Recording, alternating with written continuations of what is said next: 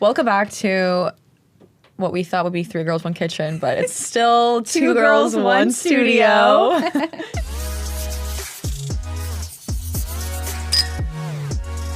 So we kind of just wanted to fill you guys in on what's been happening in our lives because I just feel like we haven't been able to really film as much. I think this will be technically our last episode of the season, so we're kind of excited to also wrap up, but then see where this also takes us and what we're able to do. But we just want to thank everyone, first of all, for just always being our fans and supporting us. Yeah, it's always meant the world to us. And I'm really excited for you guys to see what we have coming up next. And in the meantime, I started vlogging again. Olivia obviously is in my vlogs. I've had one so far, but I'm going to start putting out vlogs every month, at least a couple a month. So, you know, if you want to see what we're up to, you can always go to my YouTube channel.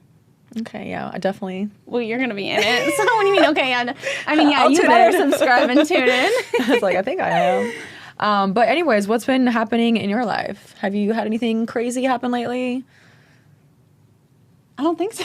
No? I guess, know. Yeah. No, right. You did. Well, I guess I went to Florida to help with the hurricane disasters. So that was, that experience was definitely, I wouldn't say like life-changing, but it gave me like a new perspective on life, you know, just to be like thankful and grateful for the things, just like the little things. But it was insane to, honestly, I think what blew my mind more than anything is how, so we were obviously in Miami and then we would like drive or take the boat to like, you know, certain islands that were affected. But what blew my mind away is the fact that like you're in Miami where it's so nice, you know, it's so rich, like it's so clean, everyone's living their life, just, you know, day by day, and then within 2 hours of that, you know, the radius of the distance, you see an entire city or community wiped out completely with no power, no food, no water, like no resources. Like that is fucking insane to me to think that like you go from Miami and then within 2 hours you have people that just lost their homes and are officially like homeless. Yeah. I saw some of your stories and it was really, really sad to see like the cars, everything just underwater, your houses. It is scary because you never know. Like you just never know what can happen. Yeah. Mother Nature has a fascinating way of surprising us. But we wanted to talk about today on this episode, just kind of like the effects on social media. I know we've touched base on this topic several times. I feel like we never really shared our personal experiences. And also we wanted to touch base on just what it's like being an influencer or just a content creator and, you know, just kind of like the difficulties that come with it, like, you know, whether it's physical or mental. But I wanted to hop into like just how social media isn't real and kind of how a lot of people tend to almost like catfish their entire life on social media. That's something I've been like lately has just not been bothering me, and before I even got into the world of social media, I would look at people's stories and see everything that they're doing and be jealous of their life and be like, oh my God, I want this life. Like, I want to be like that. But now that we're kind of in the scene and we know a lot of the people and we know how they really are in life and like most of the people that are posting online that are so happy and have like the perfect life, a lot of the times they are so sad. They're miserable. A lot of us, including me, like, you know, you just feel kind of like down and depressed. And a lot of the times as well, the things that they're posting aren't really theirs. You know, the jets, the trips. Yeah. Like, people aren't going to explain every move that they're making, but they're going to post the positive parts, you know?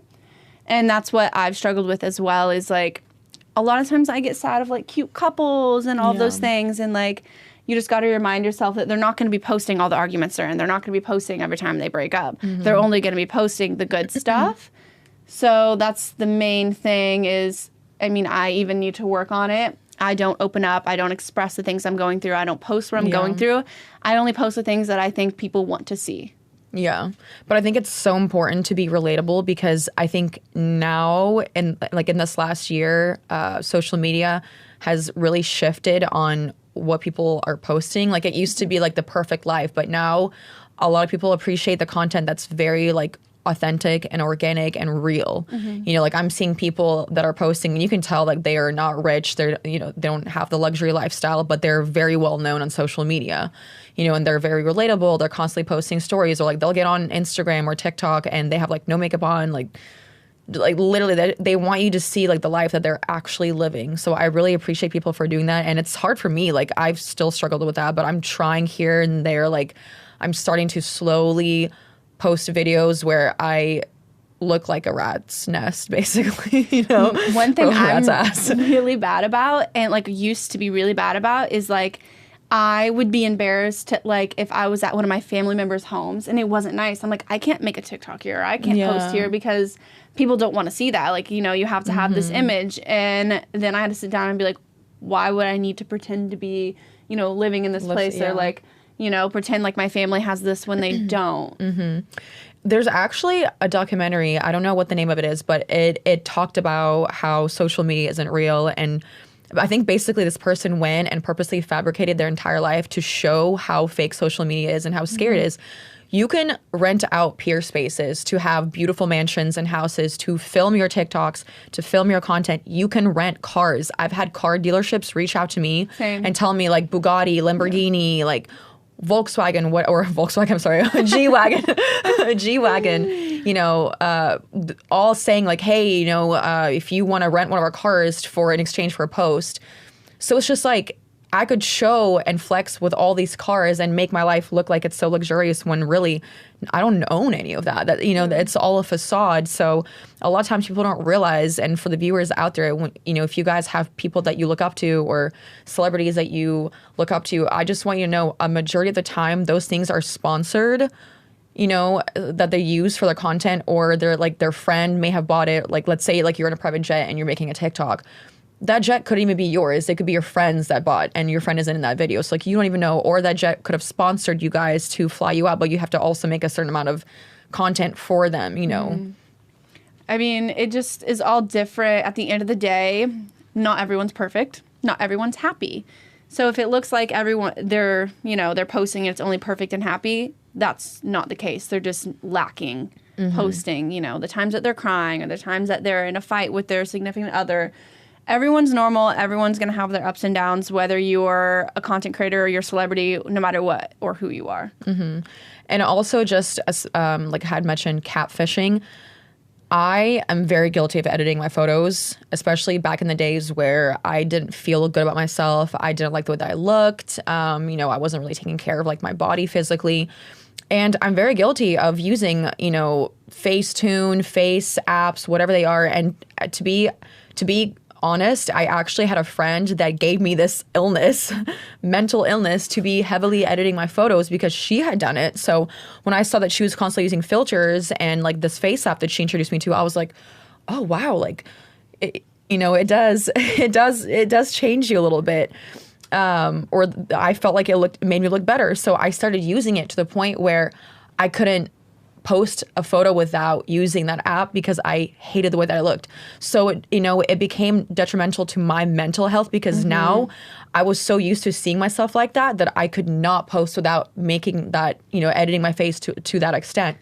And I had to basically kind of retrain my brain to make myself understand that I am beautiful. Like, I don't need all these things, or like I should be confident in my skin and the way that I look, and I don't need these apps. So I've been really trying the whole like kind of like clean girl, natural girl, you know, era right now because I want to promote, you know, being authentic and real on Instagram. I want people to know that I have flaws. I want people to know that I have wrinkles or big pores, you know, just things like that because it's natural. But I see a lot of content creators editing their photos so heavily, and it blows my mind because it's like people look up to you, you know? So, and I think that also a lot of these content creators that I do see heavily editing their photos, the crazy thing is I know them in person and they're beautiful in person. But here's the thing. We have an image that we have to like fit in. We have a mold we have to fit. And if we have under eyes, like, you know, people are going to be like, oh, why do you look so tired today? Why do you look like this? That's because we have all these people commenting on our looks to where we feel like we have to be perfect. We don't have room for error. We don't have room to have any flaws. And I completely I understand like both sides, obviously. I would never want to look like what I don't. Like, I wouldn't want to change myself to where you saw me in person, you're like, holy shit, who is that? But we were playing around with the app right before this, and I put in a photo of me and we like clicked a button. And it changed my nose. It changed everything. And I was like, it started making me sad. I was like, I have to get out of here because you started to compare. I'm yeah. like, I don't look like that, but I want to look like that. And then I felt less pretty because it was pretty much perfecting the flaws that I found in myself. To where I see how it can be addicting, and you want to put that image up of you look like this and you're so perfect, that way no one can comment and say anything's wrong with you. We're actually going to give you guys a comparison. So we're going to put on the video of like before, like a raw image that I've not edited. And then I'm actually going to go into Face app and I'm going to show you guys the possibilities of how you can change your face and what you can do to it. And it's actually fucking insane. And once you see that, you start to see that like same look almost in other influencers' photos, and you're like, like, okay, she edited that, you know? Yeah. So just so you guys kind of feel better, because I just, once again, I'm okay with editing under eye bags, like a little bump, you know, like, or blemish. That is obviously so normal. You know, everyone has that, or like editing a little bit. Yeah, but like when you're actually physically changing your features and putting on like makeup that is not physically on your face, like that is detrimental to other people's mental health, because now they feel like they have to compete with that, or they feel like they're not pretty enough. And also it's detrimental to your health, because like I said, I personally know people that do this, and it's so sad to me because I know them in person. I know what they look like, and they're beautiful. Like, they don't need that. So it kills me deep down inside that they're having to do this, because I'm thinking like, dude, you're so pretty. Like, you should be embracing your natural beauty. Like, you have other things about you that is so naturally beautiful that other people would kill for. You should embrace those things and promote that, rather than completely like changing your face, you know? Yeah, I completely agree. But I do understand where you're coming from. Like, you know, it's all about the bullying and the harassment, and you know, people, you have to have like it's almost like we have this like beauty standard that we have to, you know. And also what you were going to say, and like tips for them on how to get, you know, like a flawless look. Lighting. Yeah. Lighting is key. Like, even outside, the lighting was so good. We were like, wow, this lighting is good. You can have the exact same look, and if you have great lighting versus turn around and it's dark, you don't look the same. So we'll also give you guys a comparison too. Alexa sent in a video where she was standing in front of like facing a light. I was facing a natural light, and I took a photo. I did this on my dad's phone, and I was trying to show the difference. And then I just turned around, same exact time, everything, just turned around, took a photo with no natural